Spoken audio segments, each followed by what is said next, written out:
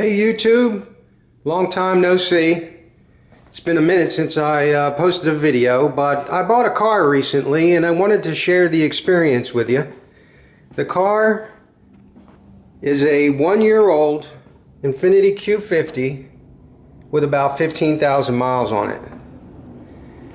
And when I was looking at the car, I really concentrated on things like frame damage, paint that didn't match, like maybe a panel, if a panel was replaced, the car had been in an accident. You know, you get the Carfax and you run the Carfax, but it doesn't always tell the whole story. So, being a certified master technician, I spent a lot of time looking at the frame and, you know, going over the body panels, and I decided to buy the car.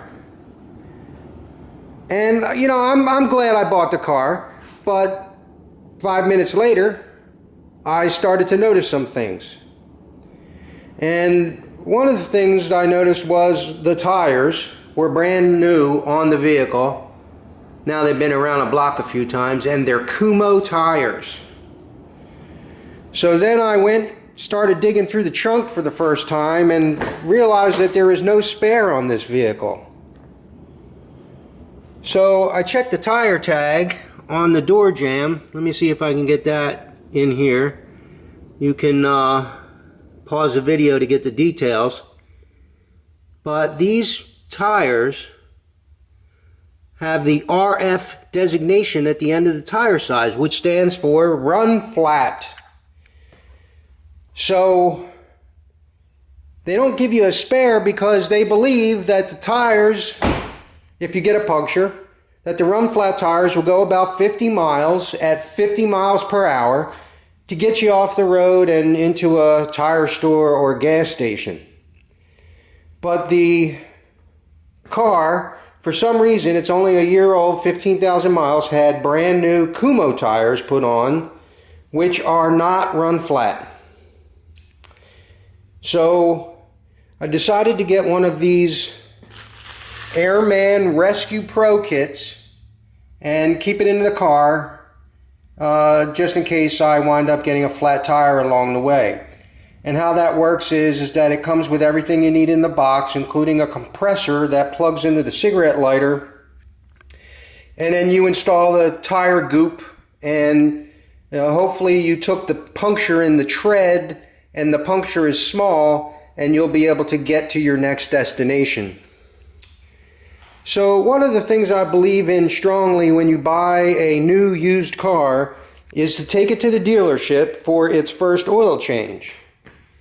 And that's what I did because I want to be put into the Infiniti system as the new owner of the vehicle, so that I'm notified of any recalls or, technical service bulletins or special policies. And also, if I break down, I want to be able to call the Infiniti roadside assistance and, have me listed as the current owner. So to my surprise, with 15,000 miles on the vehicle, I took the car to the dealership, and while I was sitting in the waiting area for just an oil change, they brought me a list of things that needed to be done on the vehicle, totaling just under $1,000, $918 worth of work. But upon further inspection, 3 out of the 4 items required no tools to accomplish. So I figured I would share that with you. And the car needed air filters. Well, that's understandable. 15,000 miles a year old, it's time for an air filter. Also, they said that the car needed wiper blades, and I couldn't disagree. I'm not exactly sure. Maybe they ran the windshield wipers on a dry windshield. But the windshield wipers, it's got one really long one and one tiny short one. They said it needed a pollen filter, so I could believe that also. And that pollen filter is inside the vehicle on the passenger side behind the glove box. Very simple to replace this thing. You just, the glove box, there's videos on YouTube explaining this, but you just pull out the glove box and then there's a panel behind there. No tools are required for that job. No tools are required for the wiper blades. No tools are required for the air filter. And then the final thing that it needed was rear brakes.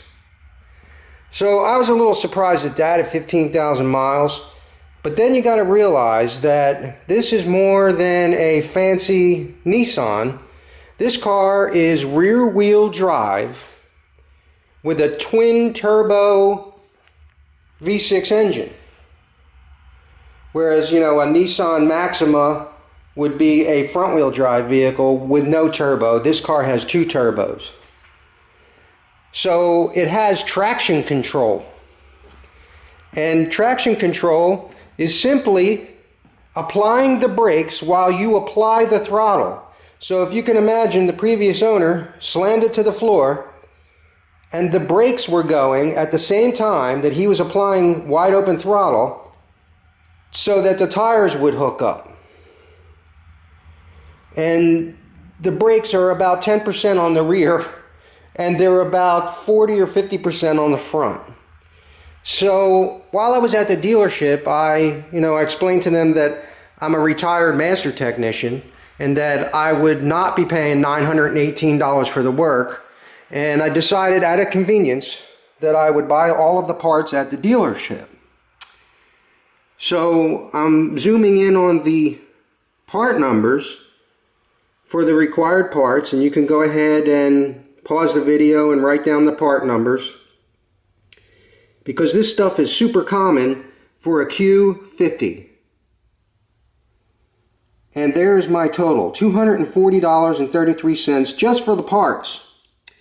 Now you got to remember that the air filter is 2 pieces, and they were